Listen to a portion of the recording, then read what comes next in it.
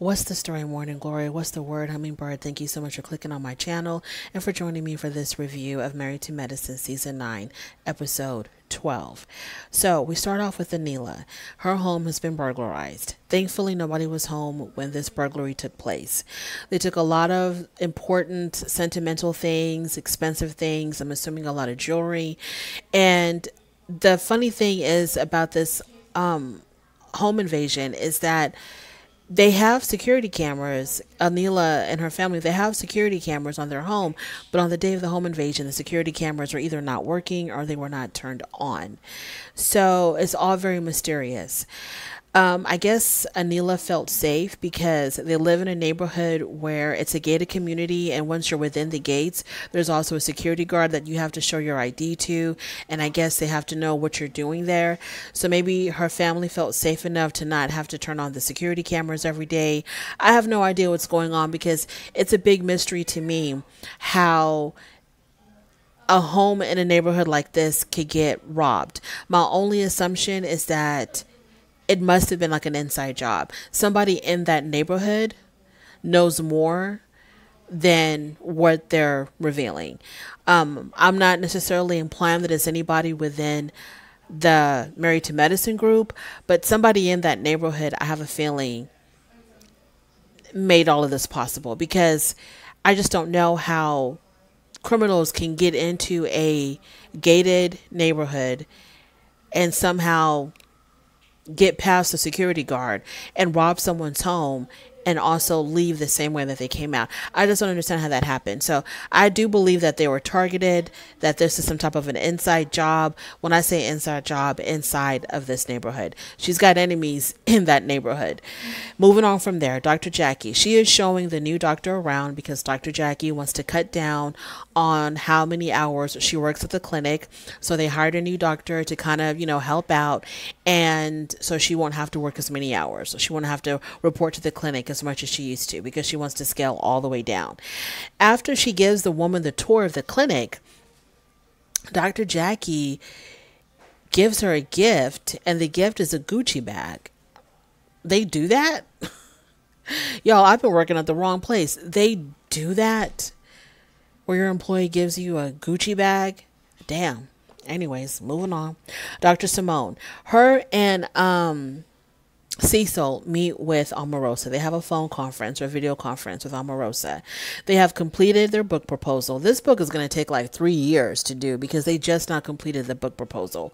So they completed the book proposal, and Omarosa has read it over, and Omarosa tells them that the most important thing of all they completely left out of the proposal. So I guess in their proposal they talk about how they had almost filed for divorce, but they didn't. They worked through their issues. And Omarosa said, you did not explain why y'all almost filed for divorce. And I don't understand how they could have left that out. Because if you're writing a book about relationships and y'all are a couple, okay, husband and wife, authors of a book about relationships, and you talk about how the two of y'all almost filed for divorce, why wouldn't you also talk about what led to that? Why did y'all almost file for divorce? I'm just shocked that they left that part out. You think you can just give the conclusion without telling us the full story of what really went down? I don't think so. So Simone says that, well, it's very painful to go down that road, of why we almost filed for divorce. And then they show us clips of whatever season that was when Simone and Cecil were going through their marital problems. And it had to do with Cecil's female friend that was heavily, heavily interfering with their marriage. And so Omarosa was like, well, it seems like this book is probably going to, lead y'all to actually filing for divorce because it seems like there's a lot of unresolved issues that y'all have, but y'all want to go and give other people marital advice when y'all have yet to resolve y'all's own. Because I don't understand why that would still be a painful topic to talk about if they had already worked through it, because they decided not to file for divorce, and I'm assuming they had worked through their issues, that they had gone to counseling or whatever. I don't know. So I don't know why that was a painful road, why Simone said it's a painful road to go down to talk about what led to them almost divorcing. Moving on to Toya. So she's having a birthday party for her son Ashton. So we see all of that, the preparations for the birthday party. In her confessional, Toya said, "This is the reason why we have these big houses, so we can have these celebrations for our children." You need a mansion to have a birthday party for your son when all they did was sit down and have dinner. It wasn't even like y'all had planned anything in the backyard. And so it's like, okay, that's why we need this huge backyard. Nobody was swimming in the pool because it was also winter. Nobody was playing in the basketball court. I mean, so I'm not understanding. Girl, if you want a big house, just say you want a big house. And just say, I don't give a damn what anybody has to say about why I want a 30,000 square foot home. That's what I want. We can afford it. And that's what I'm going to get. You don't have to like justify it with, well, this is the reason why we need a really big home because of our children. You know, they can do this and they can do that. Your children can do all of that stuff in a 10,000 square foot home. So misses with that, Toya. Dr. Heavenly, her mother unfortunately passed away. So rest in peace to Dr. Heavenly's mother. Quad and Dr. Jackie come over. Heavenly tells them that her mother's dying wish was for her and her sister to get along. And she said that up until this point, they have not even reached out to one another. They have not done that yet.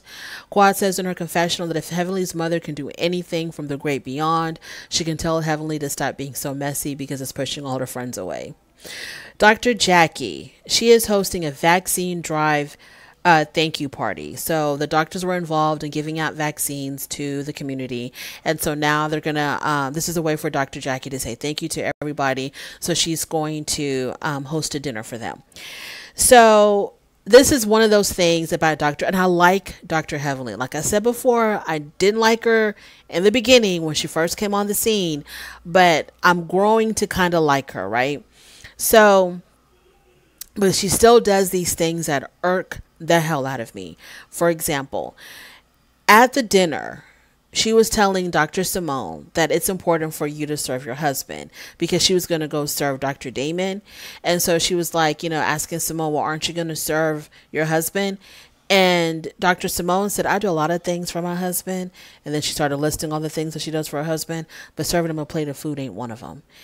And so this whole thing that Dr. Heavenly has of, you know, how a woman has to cater to her husband, listen to her husband, let her husband be the leader, let the husband be the head of the house. I mean, it's just, it irks me to no end because marriages are made up of so many different dynamics.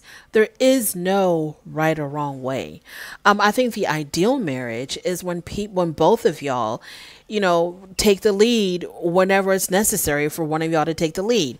So I think in some areas, this one will make the decisions. In other areas, that one will make the decision. Y'all are supposed to be equal part. It's a partnership. It's not, you know, a corporation where you have a CEO and then an assistant. You know, this is a partnership. So I don't understand why Dr. Heavenly is in this marriage where she's as much educated. She's as educated as her husband, makes good money, where she could live independently. If anything ever happened and she had to move on by herself, she could take care of herself. She's a damn dentist. But I don't understand why she feels this need to like, I have to bow down to Dr. Damon. I have to cater to Dr. Damon. Dr. Damon is he's my master. He's my boss. I have to listen to him. You know, he's my husband. I got to listen to what my husband says. But then when he wants her to be quiet, when he wants her to not start mess with her friends, she doesn't listen at all. I'm just bald. And then, okay, so yeah, so she was going on and on about this whole thing about serving your husband. Then when Toya and Eugene came, Dr. Heavenly is still talking about this whole thing, or someone was talking about, I think it was Simone. Simone, I think, is the one that told Toya and Eugene, you know, Dr. Heavenly's, you know, she wants all the women to serve their husbands or whatever she said. And so Toya was like, Eugene, can you get my plate for me? So Eugene gets the plate for Toya. And when the women all sat down, the camera pans to Dr. Heavenly's face, and Dr. Heavenly didn't like, you know, I'm not going to say she didn't like it, but she made a face about this whole thing, you know, Eugene serving Toya. And I'm pretty sure that in the back of Heavenly's mind, she's thinking, that marriage is doomed to fail because the husband's serving the wife. It's a recipe for disaster for a husband to serve his wife a plate of food. Sometimes I wonder, and I don't want to think this way because I like Dr. Damon, but sometimes I wonder if Heavenly is the way that she is because Dr. Damon expects her to be that way. And so in order for it to not look like she's in a relationship where she has this misogynistic husband, she's going to act like, well, I do these things because I want to, because I love my husband so much, and this is why I cater to him. I'm wondering if she does this because Dr. Damon, and I kind of don't think that. I really don't think that, because Dr. Damon, he just seems too intelligent and too elevated to think that way. But I'm just trying to find a reason why she feels the need to be this. Like, why can't you be equal with your husband? Why does it have to be one has to be above the other? Why can't y'all both be at the top together? And I think they are. I think Dr. Heavenly and Dr. Damon are equal partners in their marriage. But then in public, she just does this whole thing about, I do this, this, and that for Dr. because I love him and he takes care of me and he makes a whole bunch of money and, he spoils me. And so the least I can do is to give him a plate of food, or the least I can do is this, and that. Anyways, oh my God. And sometimes I feel like Dr. Heavenly, she talks so much about her marriage. She paints this picture of her marriage that she wants us to believe so bad that sometimes I'm like, that's not even what's going on in your own home. So why do you try so hard to paint that picture to us? You don't even do those things that you claim that you do. Anyways, moving on.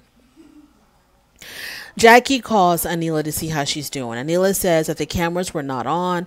Anila believes that they were targeted. Quad also agrees that Anila was targeted. Contessa says that why would anybody want to rob Anila? She doesn't have anything that anybody wants. What? Contessa says the oddest things. Okay. This is us assuming that Anila was actually robbed, because there's speculation that she was not robbed. This whole thing was staged for insurance money or whatever. What are you talking? Okay, Contessa, why don't you just come out and say what you really think? That you don't believe she was robbed. You believe that this is staged, that they're lying about being burglarized, and they're doing this to commit insurance fraud. Just come out and say it, because these things that you're beating around the bush with is not making any sense. What do you mean that they don't have anything that anybody would want? I mean, people want TVs. They don't want that anymore. They don't want jewelry anymore. Like, what are you talking about? Just because you don't like her taste of jewelry or whatever doesn't mean that other people would not want it. Anyways, that didn't make any sense. And people get robbed no matter what. People in the hood get robbed. Low income people get robbed, get burglarized. Like, what are you talking about? What could she possibly have that anybody would want? If you don't think she was robbed, just say it. She's lying. Anila's lying. I don't think she was robbed. This is all an insurance scam. The women go back inside because it's just too damn cold outside. So Quad says that Carrie said that there was a hit on Anila and her family. Contessa questions in her confessional, why would anybody want to kill Anila and her family? Girl, you know what they meant when they said a hit. Okay, you know exactly what they meant. No one is talking about murder. They're just talking about a hit, like somebody wanted to rob her. That's what they're talking about, Contessa. Like, why are you taking everything and just trying to like pick it apart? And I don't understand why Contessa doesn't like Anila. Like, why she resents her this much. And I'm trying to go all the way back to, I don't even know what season it was, but it was some season where I think Anila was having a party and Contessa was invited and everybody else were invited. I don't know what happened. Oh, I remember now. I get it. I don't know if this is the reason why she doesn't like Anila, but I think the first time that I saw friction between them, I don't know what season it was. I don't know if it was last season or the season, whatever season that it was, Anila's first season, whichever one that was. And I think Anila was hosting some kind of an event or a party, and she had said something about, she referred to herself as being a person of color or being a brown girl. You know, she was trying to compare herself to, you know, African Americans, and talking about how she goes through racism too. She's experienced racism as well as a brown person or as a person of color or something like that. And Contessa didn't like that. And Contessa was like, you're not a person of color, or whatever you experience, whenever compared to what black people experience. And I think that's where the issue started with Contessa and Anila. Toya throws out there that Anila probably lied about the break-in. I guess Toya also believes that this was for insurance or for whatever reason. Quad says, well, everybody lies. That doesn't mean that they need to get their home broken into. I don't know what the connection was. I wasn't really paying attention to exactly, you know, that initial exchange between Toya and Quad. Toya says that Quad had lied about her. You know, she says, you know, Quad has lied about my family a whole bunch of times. Quad says in her confessional, it's been stated a million and one times that Toya has cheated on Eugene. Really? Because this is the first that I've ever heard of it. Do tell, Quad. Quad says that it's been told a million and one times that Toya has been cheating on Eugene. And like I said in my last review, I don't know if she has or she hasn't, but if it came out that she had, I would not be surprised. I wouldn't be surprised. The way she would talk about her husband, how she would degrade him, this man who's working so hard for her, and then she would talk about him like a dog, I'd believe it. Toya said that according to Heavenly, a lot of rumors were being said about her. Heavenly got upset. And that's when Heavenly was like, don't put my name in it. I don't got nothing to do with whatever y'all got going on. My mother just died. Don't nobody care. Nobody asked me how I felt. So y'all can just F off. No, she says, so F all of y'all and climb a tree. Dr. Heavenly leaves. She storms out. Quad follows her outside, and Quad says that, you know, it's absolutely wrong, the things that Toya said to you, and she needs to be checked for that. And I guess she was referring to, you know, inside the house at the dinner when Toya was talking about Dr. Heavenly lying on her.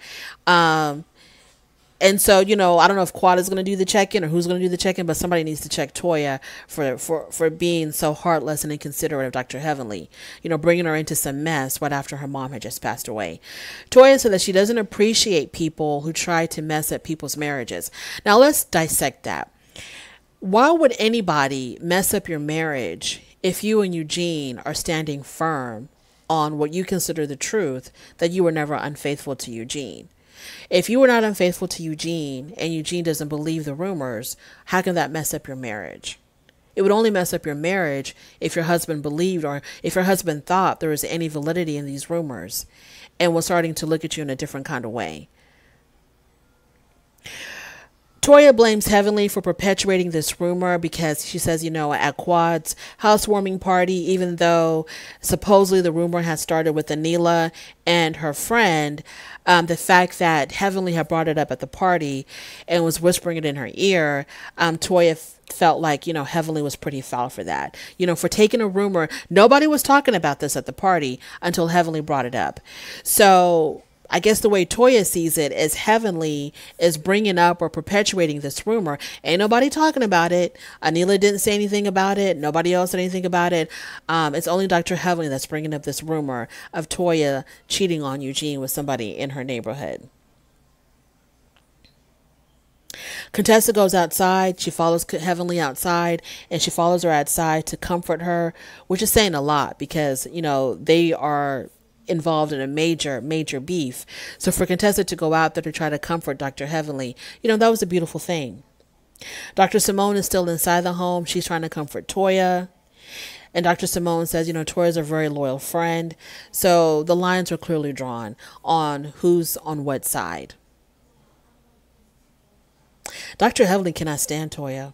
Absolutely cannot stand her. Cannot stand her.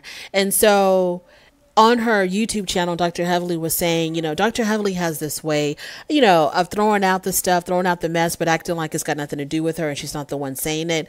Because she'll say on her channel a lot, she'll say, and even on the show, I think, she'll say, oh yeah, there's these stuff, people are talking about, Toya cheating on Eugene, but I don't know nothing about that. I don't believe it. I don't believe it. But that's what they're saying. The people are saying that she's cheating on her husband. But I don't believe it. Yeah, they're talking about Quad, saying that she's sleeping with married men, but I don't believe it. I do not believe it. But I'm not saying it. It's not me saying it, but that's what's out there. Y'all go ahead and talk about it. That's cute, Dr. Heavily. Really cute.